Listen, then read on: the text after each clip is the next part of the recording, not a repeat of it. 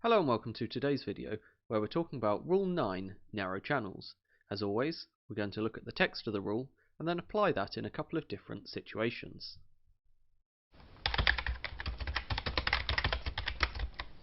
So Rule 9, narrow channels. We'll start off straight away with the first paragraph. A vessel proceeding along the course of a narrow channel or fairway shall keep as near to the outer limit of the channel or fairway which lies on her starboard side as is safe and practicable. So this just basically means you stay on the starboard side of the channel. This makes sense if you think of a head-on situation where you've both got to alter to starboard to pass down the port side of each other. So in a narrow channel or fairway, just stick to that starboard side, so then when you're passing other vessels, you will be passing port to port. A vessel of less than 20 meters in length, or a sailing vessel, shall not impede the passage of a vessel which can safely navigate only within a narrow channel or fairway.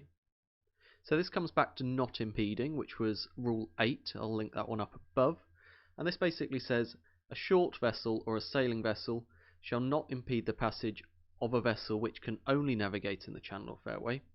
If we go on to paragraph C, it says a vessel engaged in fishing shall not impede the passage of any other vessel navigating within a narrow channel or fairway. So the subtle difference between these two is a fishing vessel shall not impede the passage of any vessel, whereas a vessel of 20 meters or a sailing vessel shall not impede the passage of a vessel which can only be in the channel or fairway. So going back to our diagram with the vessel which can navigate only within a channel or fairway, we have the small vessel approaching and we have a sailing vessel approaching. Both of these must not impede the passage of the vessel in the channel, but they are free to go in the channel. As soon as they're navigating within the channel or fairway, a fishing vessel cannot impede their passage. So the fishing vessel cannot impede the passage of any of the other vessels, but the other two vessels cannot impede the passage of a vessel which can safely navigate only within the channel or fairway. A vessel shall not cross a narrow channel or fairway if such crossing impedes the passage of a vessel which can safely navigate only within such channel or fairway.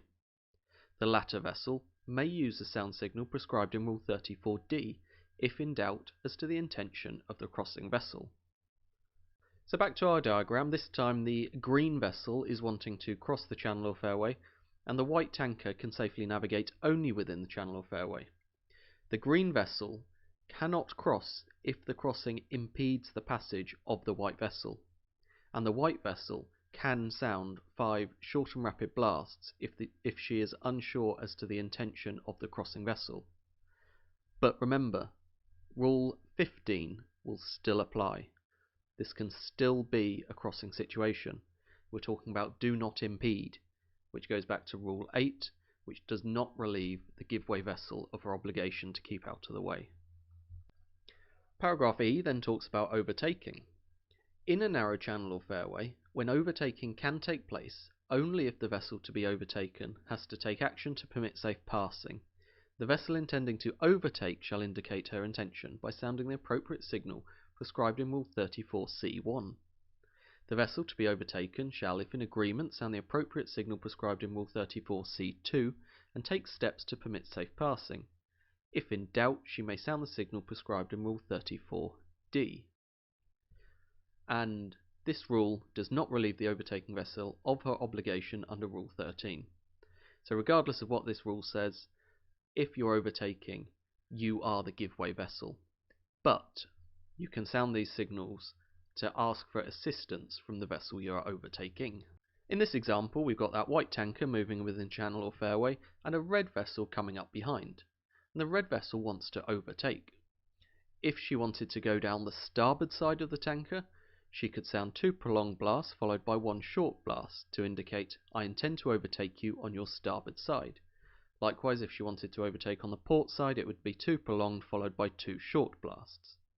For today, we're going to assume that she's going to sound 2 prolonged followed by 1 short blast, so she wants to overtake the tanker on the tanker's starboard side. If the tanker is in agreement, she can sound Morse Charlie. Prolonged, 1 short, 1 prolonged, 1 short blast. If she was not in agreement, she could sound 5 short and rapid blasts.